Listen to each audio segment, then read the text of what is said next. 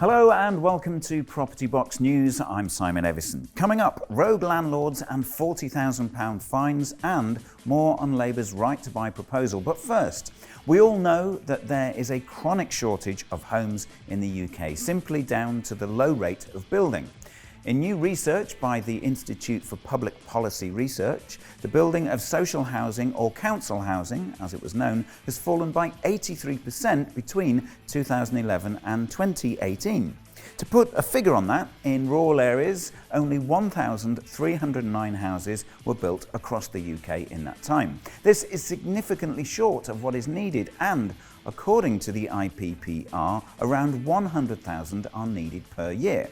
Johnny Webb, researcher at IPPR, said, "We believe that it's imperative that the government support an ambitious house building programme geared towards social rent. The government says it's focusing on building affordable housing for rent over social housing, and the research shows that building in this sector has risen 97% since 2011-12. The IPPR says that there are two reasons for this, and it's down to higher return on investment for the developer and how government grants are obtained. So it seems then that the government aren't really looking at social housing because it just costs them too much, and it's leaving it up to the charities and private developers to take care of it. Now, social housing for the private investor can be both profitable as well as providing much needed homes. So what I want to know from you guys is what social housing strategies you are actually involved in. And as always, leave us a comment below and we'll pick up on this at a later date.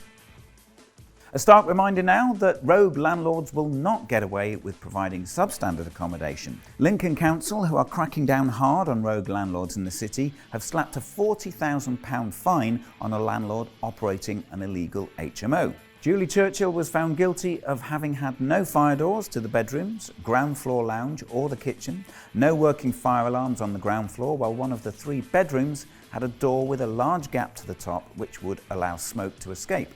As well as a non-operational smoke detector, the stairs were painted with black gloss paint and had no non-slip surface. This comes at the same time that the government have issued a new interactive platform for councils to help them crack down on rogue landlords. The interactive platform includes a learning module and a knowledge bank and is designed to complement its guidance from the Ministry of Housing, Communities and Local Government, which has recently refreshed.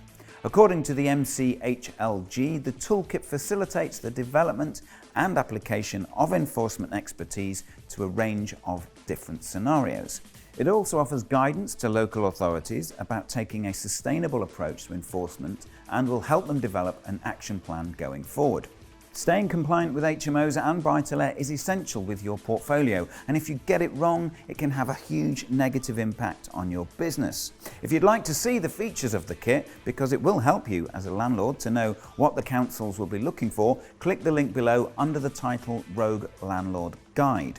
Also, your local authority website will have its own HMO guidelines on their website as well. And finally, in the last edition, you may remember that I talked about the Labour Party's right to buy policy they intend to introduce should they win the next election. Private landlords in Newcastle have slammed the policy in a poll conducted by Newcastle-based residential letting specialist Walton Robinson. They found that 98% of landlords in the city are opposed to Labour's plan to give private tenants the right to buy their homes at a discount rate set by a government agency. The vast majority of landlords interviewed for the survey, many of which own multiple properties across the city and the surrounding areas, also overwhelmingly believe the policy will impact on their future investments. Some 90% of respondents said that Labour's plans would dissuade them from purchasing further buy-to-let properties, which in turn would inevitably reduce the supply of much-needed private rental stock in and around the Newcastle area.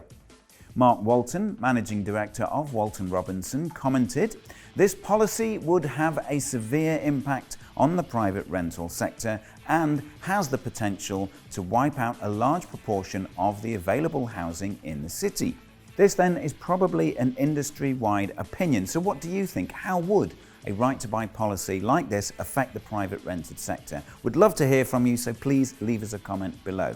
That's all from me this time, and if you haven't yet already subscribed, then please do so by clicking the icon below, and you'll get regular updates of all our new content as it's released. Next up, in my new podcast series, my guest will be from Homes Under the Hammer, the one and only Martin Roberts. So be sure to keep an eye out for that. For now though, thanks for tuning in, and I'll see you next time. Goodbye.